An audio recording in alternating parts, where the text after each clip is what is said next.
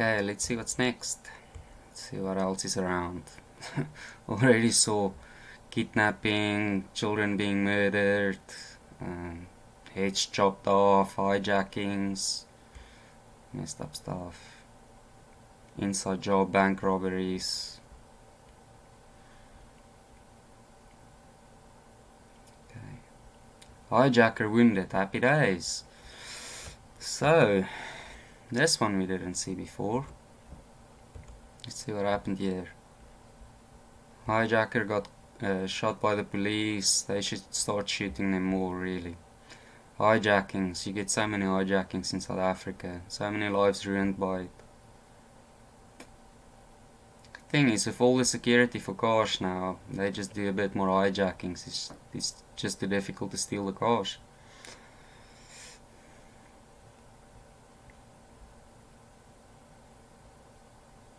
Wow, 5 people involved in the carjackings. One of them got shot.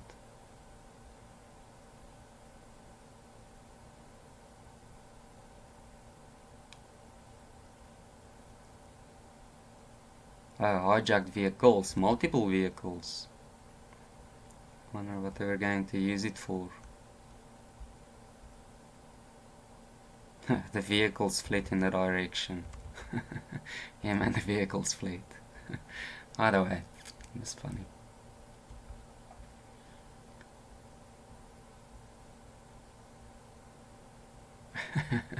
The suspect pointed at the police. Oh my, oh my, oh my, oh my. Either way, I'm just laughing at the writing mistakes, but yeah. It's good that they caught them. I mean, these aren't criminals usually. They do carjackings. They're involved in a lot more serious crime than that. A lot of them would be involved in murders, attempted murders, violent rape, house robberies where they just ruin lives as well, all kinds of stuff like that. So no, they really have to lock these guys permanently away. Throw away the key. Shouldn't be able to get bailed in at least 40 or 50 years.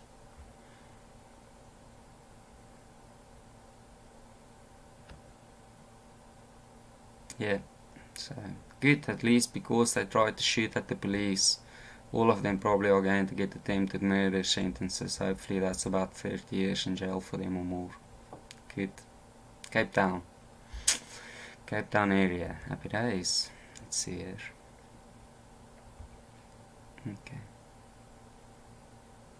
Okay. School even had its burglar bar stolen. That is what happens in South Africa. They start stealing stuff off a building. They take everything.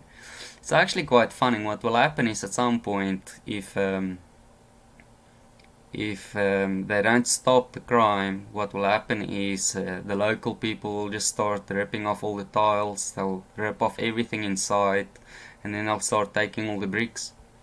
And they will basically just go and build themselves little shanty houses and stuff with it. It's a bit like ants, you know. Ants go and clean up everything that's left. That's what they do. Yeah, actually, I used to go to this dentist in Pretoria in the middle of the city center. Big building. And my stepbrother showed me some photos of the building after it got derelict, like maybe 5, 6, 7 years later. And everything was gone. I mean, like literally everything was gone. The railing on the stairwells were gone. Every single thing in that building was gone. The only thing left was concrete. They probably started breaking the concrete just to go and steal the reinforced steel on it. Yeah. Huh. They really do take everything. So the parents shut down the school. They're not very happy. It's in Port Elizabeth in the southeast coast, close to where Nelson Mandela and those people grew up. A lot of the current leaders in South Africa. Now they're blaming the provincial education department for failing to protect the school.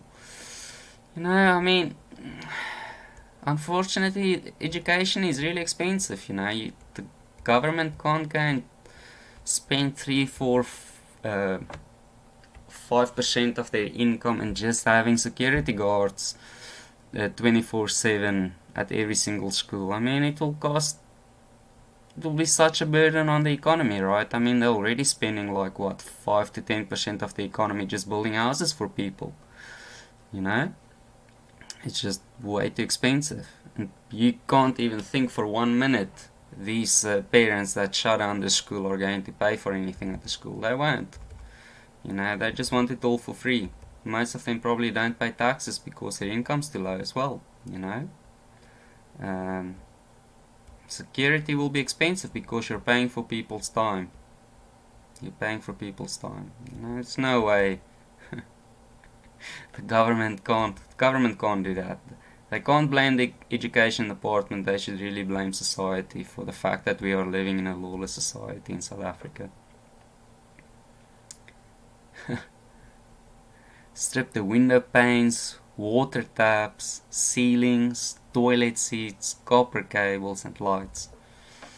Man, there's a lot of that happening in South Africa. Everything else was also stolen, obviously.